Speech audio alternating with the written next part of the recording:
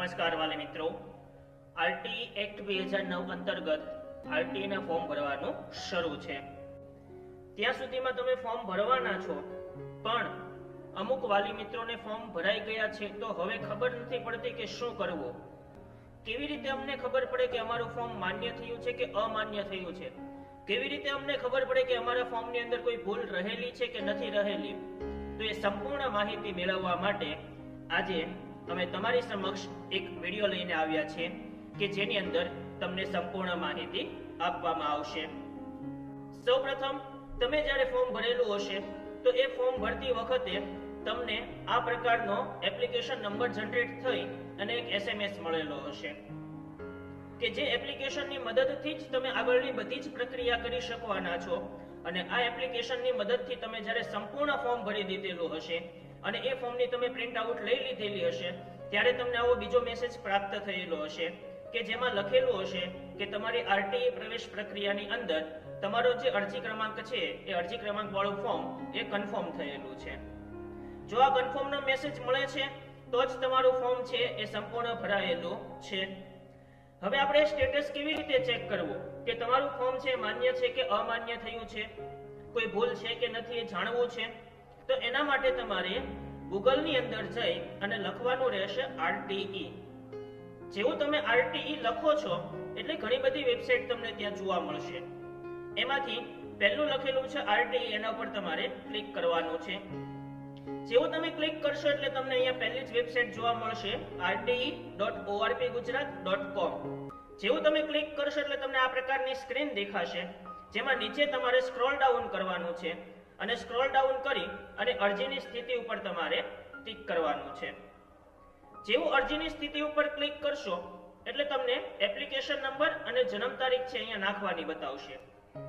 હવે આ application number અને જન્મ તારીખ છે એ તમારું જે એપ્લિકેશનની પ્રિન્ટ નીકળેલી છે, એપ્લિકેશનની પ્રિન્ટમાં તમને એપ્લિકેશન નંબર અને જન્મ તારીખ આપેલી હશે અને આ જ એપ્લિકેશન નંબર તમને SMS દ્વારા પણ મળેલો હશે। એ એપ્લિકેશન નંબર અને જન્મ તારીખ તમારે નાખી અને પછી સબમિટ બટન ઉપર ક્લિક કરવાનું છે। જેવું તમે સબમિટ બટન ઉપર ક્લિક કરશો એટલે જો તમને આ પ્રકારની અરજીની સ્થિતિ જોવા મળે કે આપનું આ ફોર્મ જિલ્લા કક્ષાએ મંજૂર કરવાનું બાકી છે, એનો મતલબ કે તમારું ડોક્યુમેન્ટ અપલોડ કરેલું છે એ ડોક્યુમેન્ટ હજી ચકાસવાના બાકી છે।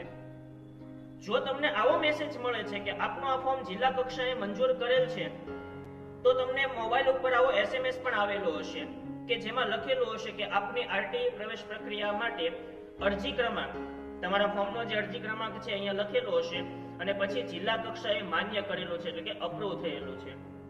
આનો મતલબ એવો થશે કે તમે જે ફોર્મ ભરેલું છે ફોર્મમાં કોઈ જગ્યાએ ક્યાંય ભૂલ રહેલી નથી અને તમારું સંપૂર્ણ ફોર્મ સાચું છે અને જિલ્લા કક્ષાએ મંજૂરી માટે મોકલી આપેલું છે। જો આવી રીતનો મેસેજ આવે એનો મતલબ એવો તમારે નથી સમજવાનો કે તમારું પ્રથમ રાઉન્ડની અંદર એડમિશન લાગી ગયું છે।